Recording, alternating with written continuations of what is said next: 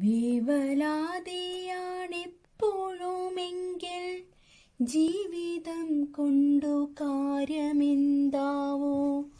പുഞ്ചിരി തൂകി നിൽക്കുമുഷസും പൂഞ്ചിറകു വിടർത്തും കിളിയും പൂവണിഞ്ഞു ചമഞ്ഞവനിയും ജീവിതത്തോടൊരുമയാചിക്കേ നേരമില്ലേ നമുക്കൊന്നു നിൽക്കാൻ, നേരെ നിന്നൊന്നു നോക്കി രസിക്കാൻ, കാഴ്ച വയ്ക്കുവാൻ മുത്തുകളേന്തി കാട്ടുപുല്ലുകൾ